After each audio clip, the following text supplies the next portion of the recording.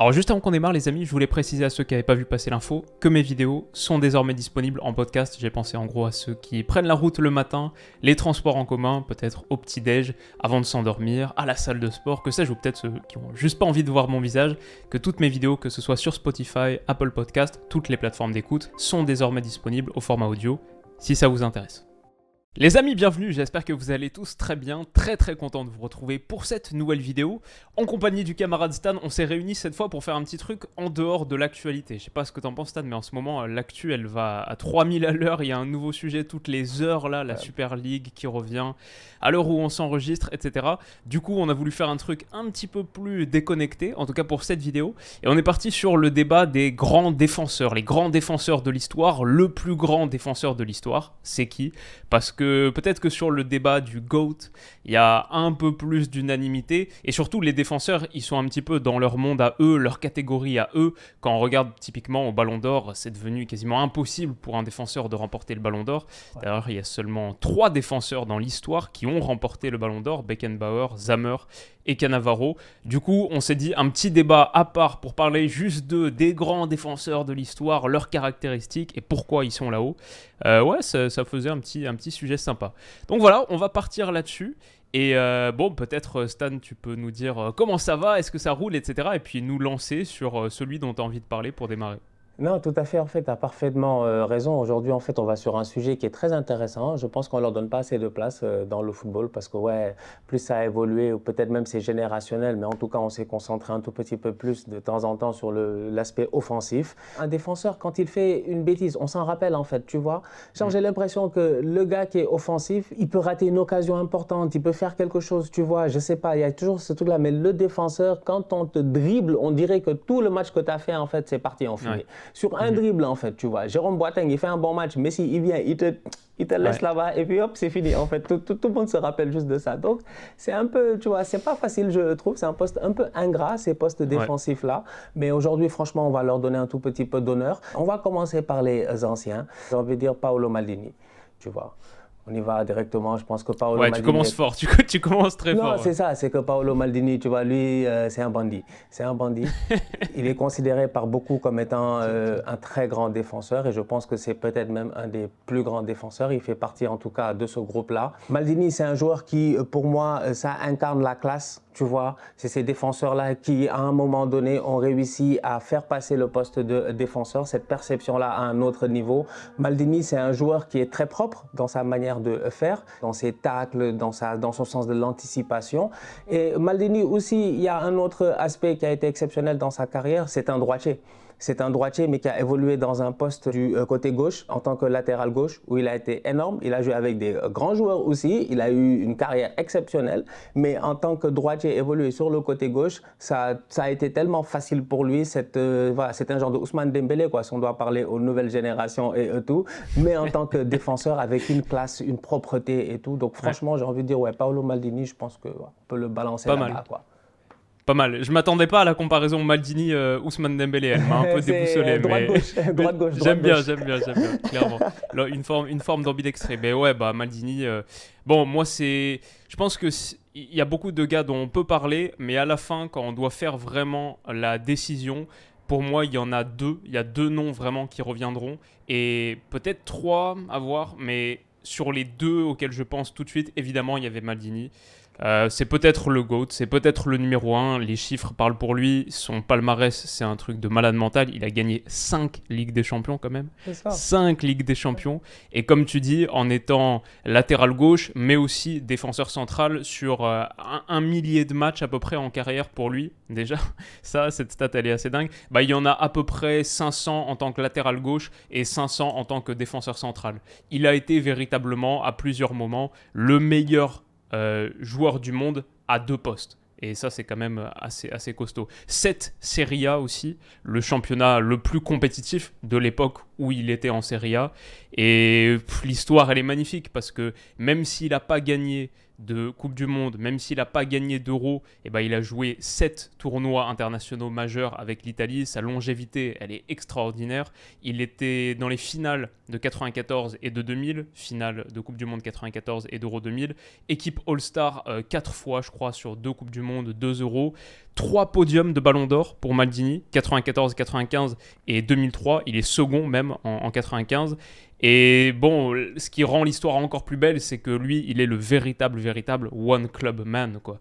Il arrive à l'AC Milan à l'âge de 10 ans, petit enfant, gars qui est né à Milan en plus, et il y restera jusqu'à ses 41 ans. 25 années de carrière professionnelle. Encore aujourd'hui, il est le directeur technique du club. Donc, ouais, c'est juste... Maldini, c'est l'AC Milan. L'AC Milan, c'est Maldini. Et l'AC Milan, c'est un des plus grands clubs de l'histoire. Donc déjà, ça le place très très haut. Enfin, je dirais, tu en as très bien parlé, l'élégance, la classe naturelle. Il y a une phrase qui est souvent associée à Maldini, que même lui répète à ses défenseurs actuellement à l'AC Milan, c'est « si je dois tacler, c'est que je me suis mal placé, c'est que j'ai déjà fait une erreur ». Et il respirait cette élégance parce que super sens de lecture, anticipation, enfin ses compilations, elles sont extraordinaires, même si on voit quand même beaucoup ses tacles glissés. Bah, même les tacles glissés, il a une certaine forme de classe. Je trouve que peut-être que c'est les cheveux longs ou quelque part la carrure, la prestance, mais moi il me fait penser un peu à c'est le Federer du foot, quoi. Tout ce qui est fait, Ouais, fait avec bien, tellement d'élégance, même ses tacles ils sont un peu slicés, c'est un peu le revers fouetté comme ça, c'est vraiment, vraiment magnifique.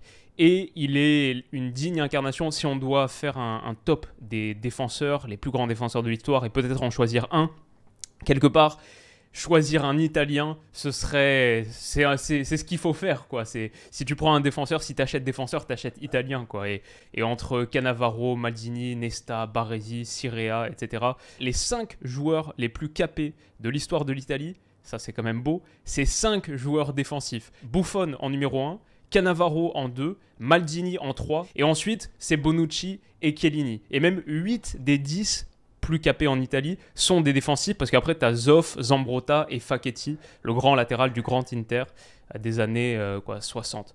Donc ça c'est vraiment bon, c'est l'Italie, quoi, et Maldini en est un bel exemple, une belle incarnation. Donc ok pour Maldini, on reviendra à la toute fin, on donnera notre verdict final, on en choisira un, et peut-être si on peut partir sur un autre là tout de suite, c'est pas forcément un que je mettrais, je sais pas si je le mets dans mon top 2, mais il a vraiment sa place pour être top 3, je pense, et surtout c'est un qui va faire beaucoup débat. Et c'est intéressant parce qu'il n'y a pas longtemps, on a fait une vidéo avec toi sur ta chaîne sur le concept de légende qui demande peut-être de prendre un petit peu plus de recul, un peu plus de temps. Et c'est comme ça qu'on sait véritablement si tu es une légende, oui ou non. C'est dur de le donner au présent. Bah, Sergio Ramos, aujourd'hui, et littéralement aujourd'hui, au lendemain d'un classico Olympique de Marseille, Paris Saint-Germain, où il ne s'est pas forcément mis en valeur défensivement, etc.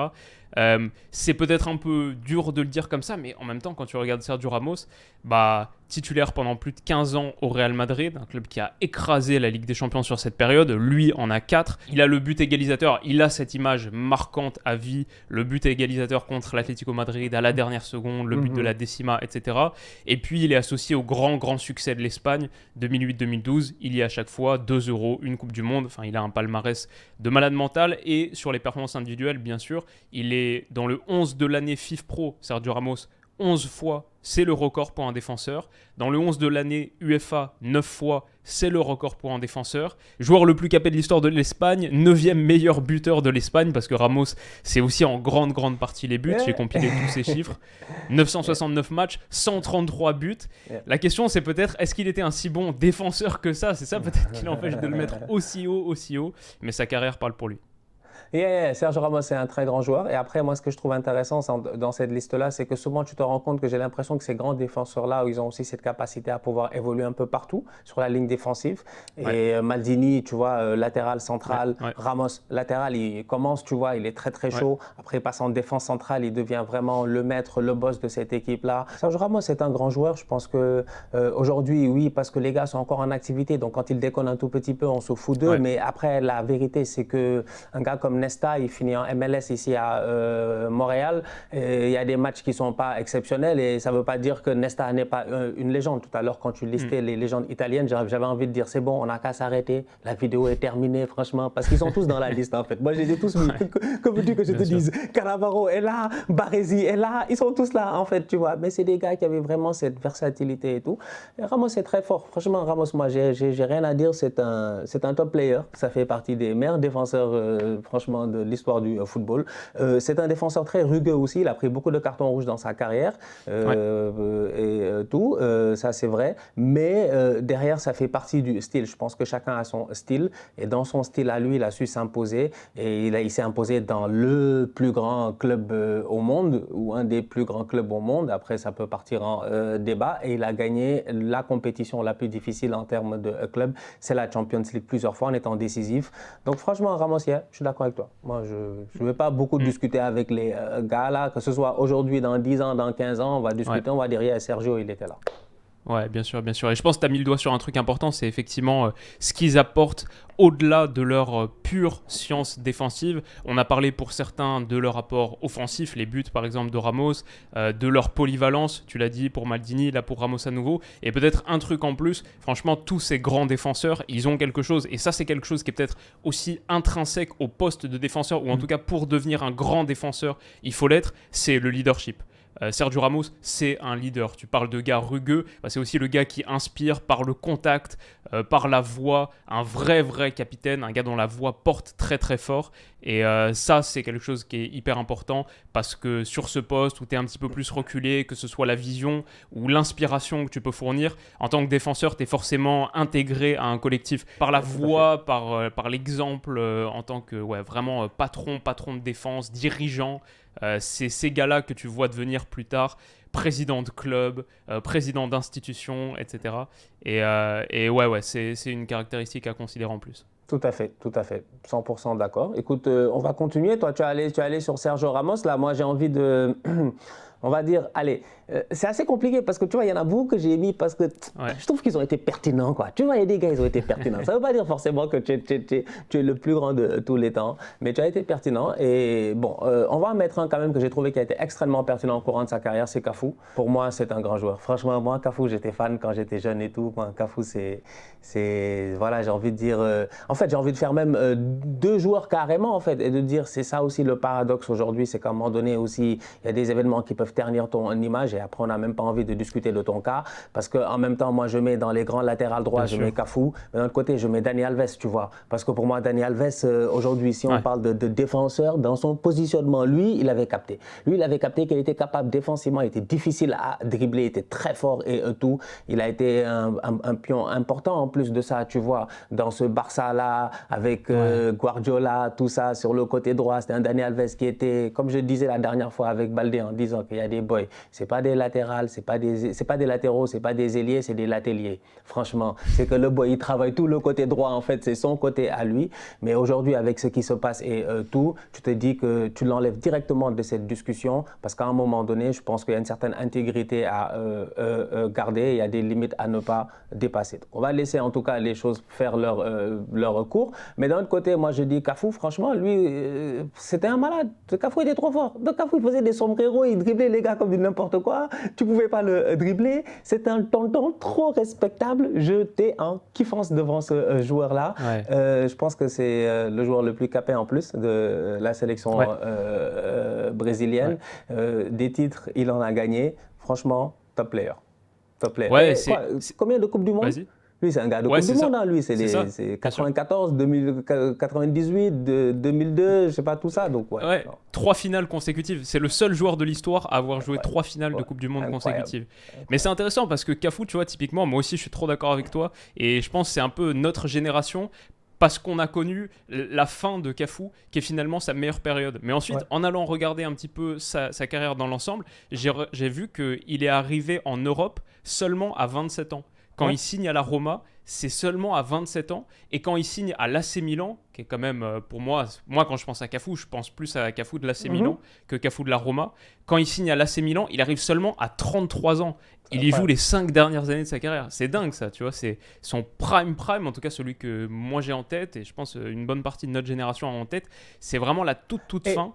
Permets-moi de te couper et de dire ça aussi, c'est quand même quelque chose à dire. Souvent les Brésiliens, on les attaque sur l'hygiène de vie. C'est vrai qu'il y en a beaucoup qui ne se gèrent pas.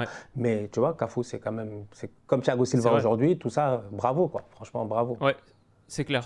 Et du coup, Cafu, la seule raison pour laquelle je ne le mets pas plus haut dans ma liste à moi, même si là je l'avais dans mon top 10, on va dire, c'est qu'il est essentiellement associé au Brésil. Par contre, il incarne très bien le Brésil, puis on a ces images de la Coupe du Monde 2002, de lui en train de soulever le trophée, Corée du Sud-Japon, etc. Il incarne très bien ce Brésil, mais Cafu, c'est vraiment le Brésil en club. Juste avec ce qu'il a fait en club, il serait sans doute pas dans la conversation parce qu'il n'y a qu'une seule Ligue des Champions. Et même la Ligue des Champions qu'il gagne en 2007, il y joue aucune minute sur les matchs à élimination directe. C'est Odo, le titulaire à cette époque, la fin de l'AC Milan de Carlo Ancelotti, etc. Donc voilà, peut-être ça le met un petit peu en deçà dans la conversation. Mais c'est sûr que 2 Copa América aussi, enfin ça c'est 2 Coupes du Monde, 2 Copa, 3 finales de Coupe du Monde consécutives, le joueur le plus capé, comme tu l'as dit, voilà, Cafu, c'est le Brésil. Et quand t'es le Brésil, t'es forcément assez haut sur la conversation. Ok. Bon, j'en ai quelques autres petits, mais plus pour finir la conversation, parce que là, on arrive tout de suite à l'autre qui est dans mon top 2, et peut-être que je le mets top 1, je sais pas. Franz Beckenbauer, c'est Beckenbauer, clairement. Kaiser. Le Kaiser, l'empereur pour son élégance et son sens du leadership, justement, de l'exemple. Beckenbauer, tu le mets aussi haut parce que pour un défenseur, c'est le plus beau palmarès qui existe dans le foot. 2 ballons d'or. 2 ballons d'or pour Beckenbauer. Mais tu sais, c'est la raison pour laquelle moi je l'avais... En fait, Beckenbauer, moi je ne l'ai pas mis dans la liste. Il n'est même pas dans ma liste, en fait. Il n'est même pas dans ma liste. Je me suis dit, en fait, lui, il a gagné le ballon d'or. En fait, c'est comme Cannavaro un peu. C'est des gars, tu as envie de les sortir un tout petit peu du truc parce qu'ils ont eu cette chance-là quand même de gagner le ballon d'or. Il y en a d'autres qui n'ont pas eu cette chance de gagner le ballon d'or. Maldini, comme tu dis, il n'a pas eu cette chance-là. Il y en a eu plein d'autres des top défenseurs. Donc, c'est pour ça que moi, Beckenbauer, je le mettais vraiment dans une catégorie hors norme, en fait, en me disant, lui, c'est le... Voilà, ok, je suis d'accord. J'avoue que lui, en termes de défenseur, c'est... Ouais, bien sûr. C'est ça. Il est ce défenseur qui a le palmarès de malade mental, 2 ballons d'or, en tant que défenseur, 3 Ligues des Champions d'affilée avec le Bayern, les 3 fois il est capitaine, une Coupe du Monde contre les Pays-Bas de Cruyff en 74, mais il en a joué d'autres et d'autres finales, en 66 par exemple, perdu contre l'Angleterre quand il est beaucoup plus jeune, 1 Euro, donc un gars qui a 2 ballons d'or, 3 Ligues des Champions, une Coupe du Monde, 1 Euro et qui n'est pas un attaquant, costaud. Après, il finit sa carrière, il va en Coupe du Monde, il gagne la Coupe du Monde. Voilà. C'est ça. En plus, derrière, il gagne la Coupe du Monde en tant qu'entraîneur.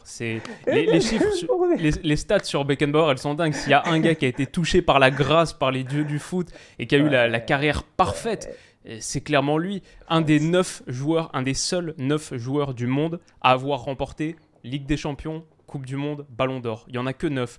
Et un des 3 seuls hommes à avoir gagné la Coupe du Monde comme joueur puis comme entraîneur, avec Deschamps et Zagallo bien sûr, et un des 2 seuls, avec Gerd Müller, à avoir gagné Ligue des Champions, Ballon d'Or, Coupe du Monde et Euro. Du coup, après l'Euro, c'est pas la panacée, on aurait pu parler aussi d'autres compétitions continentales, mais ça c'est dingue, et en plus, quand tu sais qu'il a vraiment révolutionné son poste, quoi. Non seulement il y a ça, c'est grand leader, grand palmarès, mais techniquement sur le terrain, un vrai ovni, quoi. Le gars, défenseur, mais excellente portée de balle, libéraux, slash organisateur. Il sait frapper, tout ça, c'est des gars très forts. Bien sûr. C'était des joueurs. En fait, c'est des gars, ils ont maîtrisé le football. C'est la vérité aussi, c'est qu'elle est là. C'est qu'à un moment donné, tu vois, quand tu es petit et que tu joues au football, à un moment donné, tu sais jouer tous les postes, hein. Mais bon, après, le professionnalisme fait en sorte que tu te spécialises et non, c'est une légende. C'est pas lui qui a joué une finale, bras cassés, machin, tout ça. Là. Voilà, c'était une demi-finale. C'est la demi-finale contre l'Italie en 70. Effectivement, le bras en écharpe, comme ça c'est son image légendaire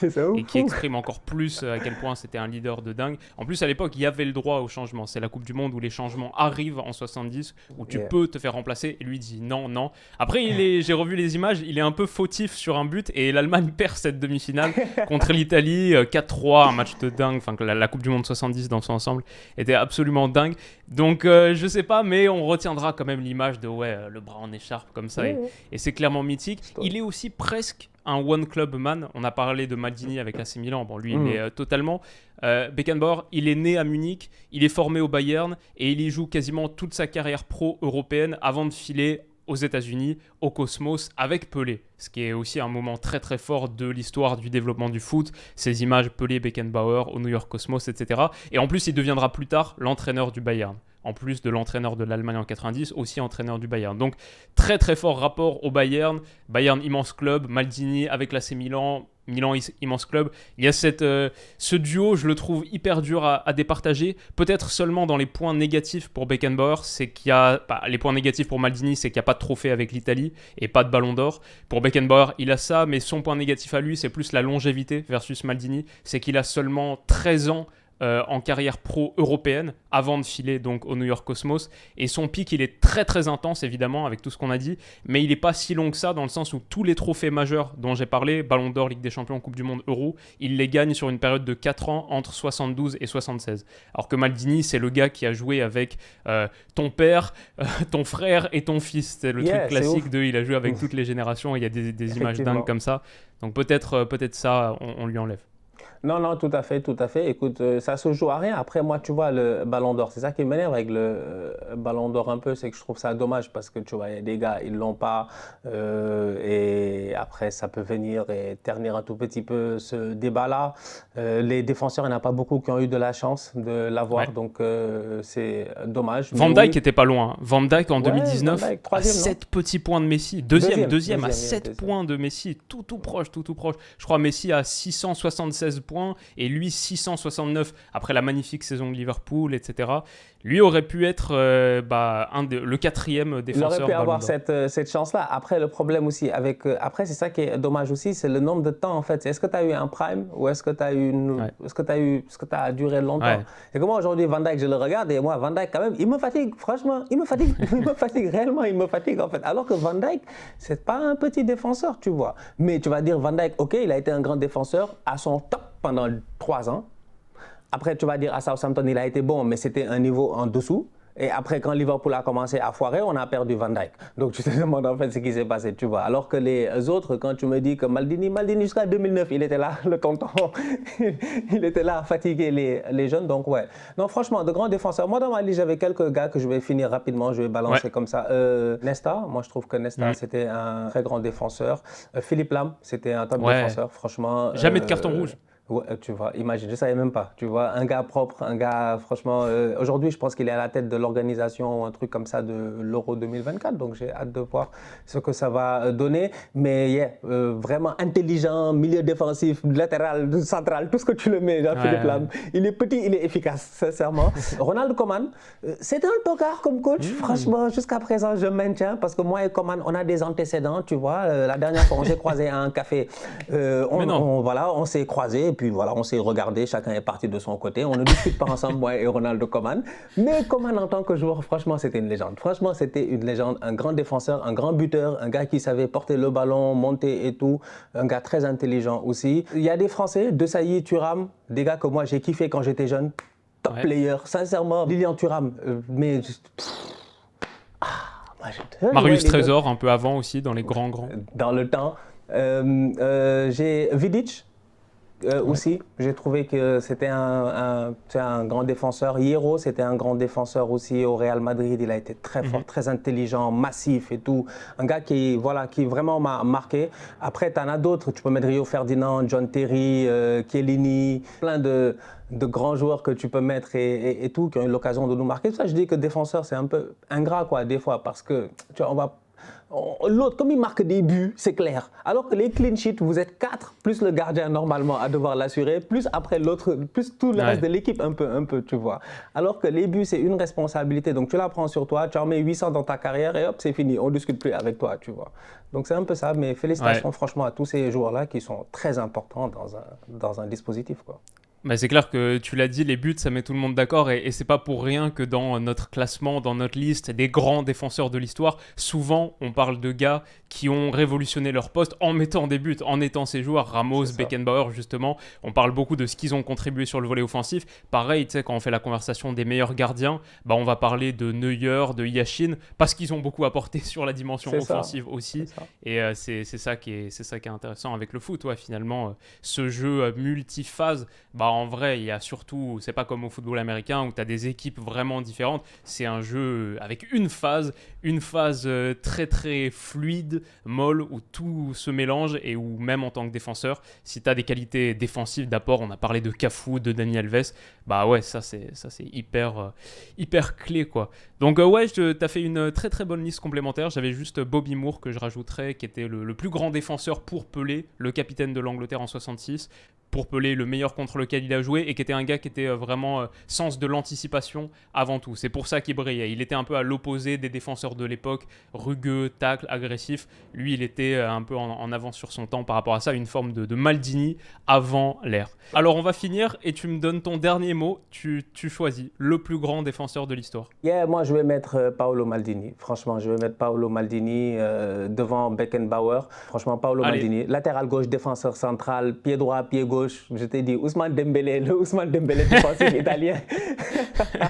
Ousmane Dembélini. Ouais. En fait, je trouve que Maldini correspond bien à la définition du meilleur défenseur. Quand tu penses défenseur, ouais. Défendre avant tout, la science défensive, l'art quelque part. Ouais, je suis d'accord avec toi. Et si j'étais un petit peu plus révolutionnaire, je mettrais Beckenbauer pour tout ce qu'il a changé, amené. Et donc voilà les amis, parlez-nous de votre meilleur défenseur dans les commentaires. Si la vidéo vous a plu, n'hésitez pas à mettre un petit pouce bleu, nous laisser un mot gentil. On adore cette émission, on veut voir plus de Stan et Willou, etc. Ça nous fait toujours plaisir de lire ça. Et on se retrouve sur la chaîne de Stan très très vite pour un sujet qu'on va tourner, qui est vraiment pas mal. Un autre petit retour dans l'histoire. Voilà, je vous laisse la surprise, mais rendez-vous sur la chaîne de Stan. N'hésitez pas à vous abonner de son côté pour suivre tous nos épisodes et ses débriefs de match. Et voilà, rendez-vous très vite pour la suite. Prenez soin de vous et de vos proches et à bientôt. Ciao. Bisous.